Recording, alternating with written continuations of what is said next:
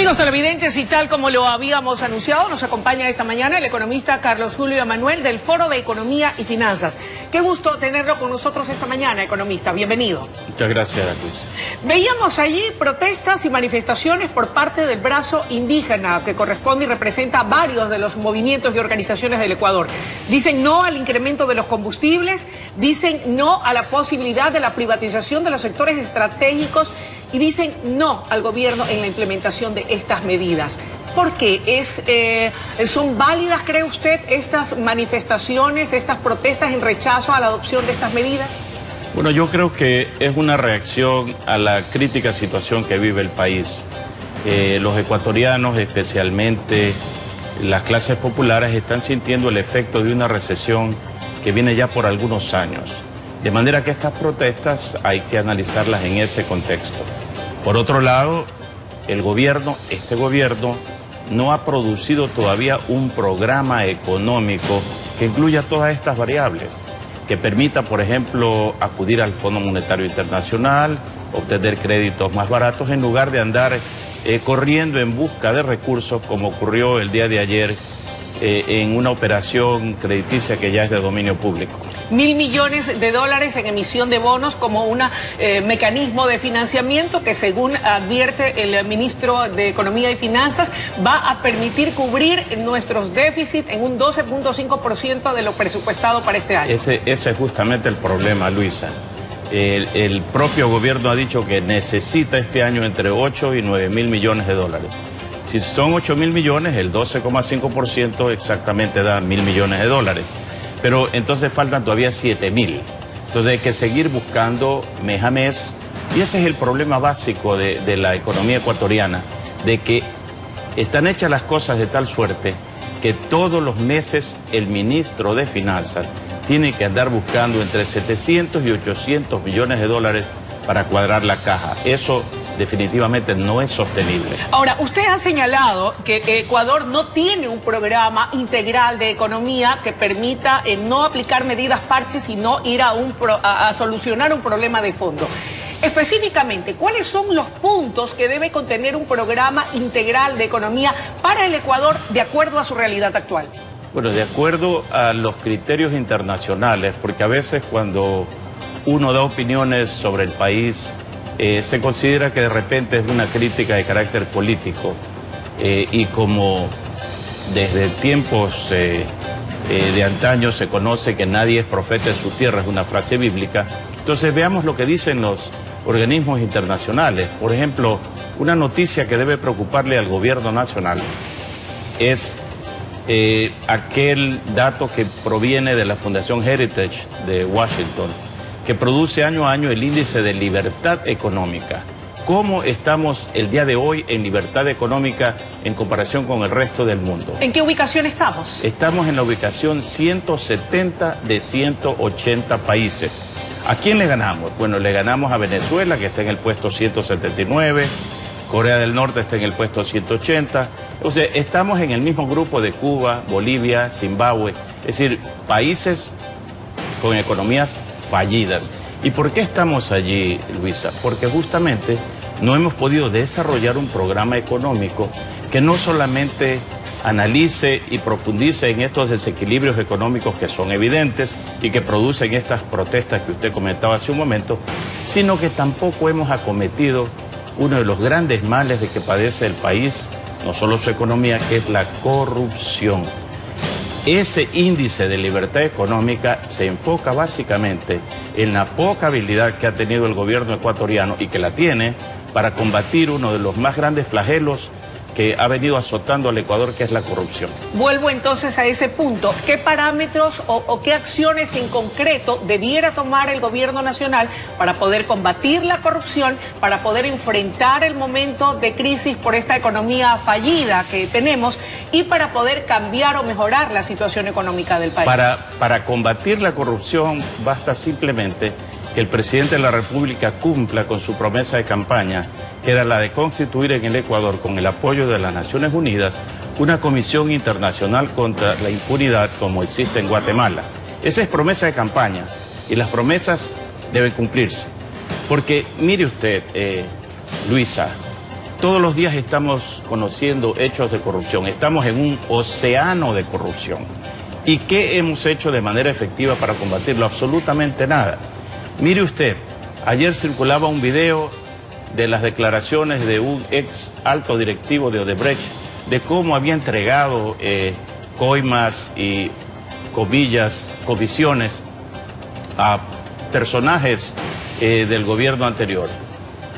Ese video, según conocemos ahora, estaba en manos del anterior fiscal Vaca desde el año 2017. Y nunca trascendió. Y nunca trascendió. Entonces, por eso es que se requiere la presencia de fiscales independientes, con pantalones, que no tengan compromisos con nadie, para que comencemos a conocer la verdad. Y cuidado, se dice que de repente esta comisión atenta contra nuestra soberanía. Esa es una cantaleta que viene, yo creo, de aquellos que son cómplices de la corrupción, porque lo importante es que comiencen a transparentarse todos estos hechos para que actúe la justicia y para que comiencen a recuperarse dineros que permitan que el Estado no esté pasando el sombrero mes a mes cuando hay un montón de dinero que recuperar. Ahí el primer punto. El segundo, yo leía unas declaraciones que recoge la prensa nacional en las que usted señala, frente a un eventual acuerdo con el Fondo Monetario Internacional, era vital ir con un programa. No hacerlo podría traer fatales consecuencias. Claro. ¿Cuáles serían esas consecuencias fatales o negativas para el país? ¿Y qué debe incluir el plan, aparte del tema del combate a la corrupción, para poder acceder a ese financiamiento del FMI?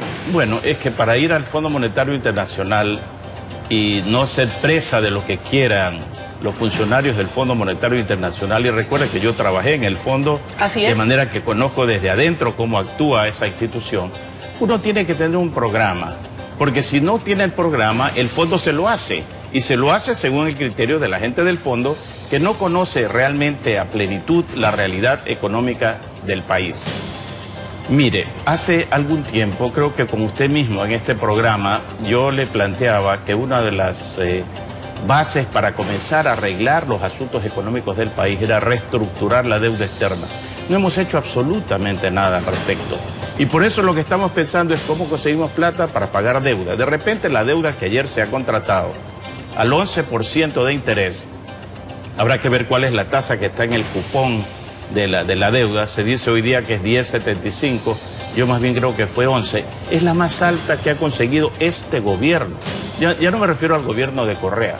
Este gobierno anteriormente consiguió 7.500 millones de dólares con tasas que iban desde el 7 y pico hasta el 9 y pico. Hoy tiene 11. ¿Qué significa? Que la imagen del Ecuador se ha deteriorado de suerte tal que ahora nos quieren cobrar un poco más. Pero ¿para qué queremos esa deuda? ¿Para qué queremos contratar deuda? Para pagar, entre otras cosas, deuda. De repente estamos contratando deuda cara para pagar deuda más barata, lo cual sería un contrasentido económico total. Economista, con este contexto, la necesidad de reestructurar la deuda externa, la necesidad de combatir la corrupción con agentes externos a efectos de poder lograr una verdadera independencia y transparentar ese combate y esa lucha. ¿Qué condiciones suele implementar o imponer el Fondo Monetario Internacional en países con economías desequilibradas como la nuestra, donde usted lo ha calificado y con muy buen criterio, porque así lo dicen también otros expertos de su misma valía y conocimiento, con una economía fallida como la nuestra? Mire, FMI, algunos señalamos que significa fiscal lo más importante. Para el Fondo Monetario lo fiscal es lo más importante. Entonces quieren sanear las cuentas públicas. Yo estoy de acuerdo en sanear las cuentas públicas. Pero ¿a qué nivel las sanea? Si yo de repente estoy gastando el 50% del Producto Interno Bruto como gobierno, para equilibrar tengo que aumentar los recursos también en un 50% de la economía. Entonces, ¿esto implica aumentar los impuestos? Eso implica aumentar los impuestos, eso implica elevar los precios de los combustibles, de repente a precios por encima de los internacionales, y eso definitivamente no es aceptable. Yo mencionaba, en base de lo que usted señala hace un momento, que no cabe que en estos momentos que el Ecuador está pasando por una crisis económica tan severa, cuando tiene las ventas de las empresas cayendo, cuando la recesión es una realidad, cuando no hay circulante, cuando la gente se queja porque no hay empleo, no tiene imagen pensar en un aumento de impuestos. Lo que cabe es más bien reducir algunos impuestos, eliminar a otros.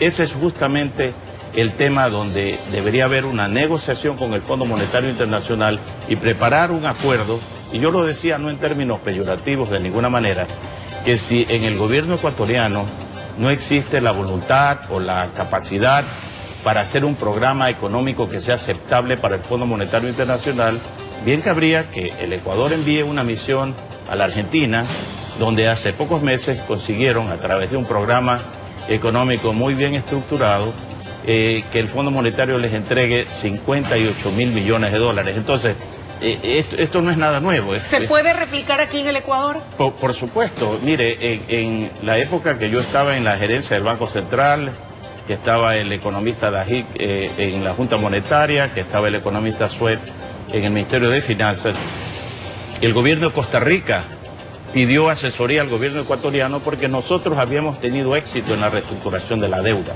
De manera que la cooperación internacional en materia económica es dable, es loable, hay que hacerlo. Y repito, si es que hay la capacidad para hacer un programa económico, ¿por qué en este gobierno, que ya tenemos 20 meses, no lo hemos presentado al fondo para evitar tener que ir a los mercados a conseguir deuda al 11% de interés, cuando en el Fondo Monetario podríamos obtener pues a la cuarta parte de aquello?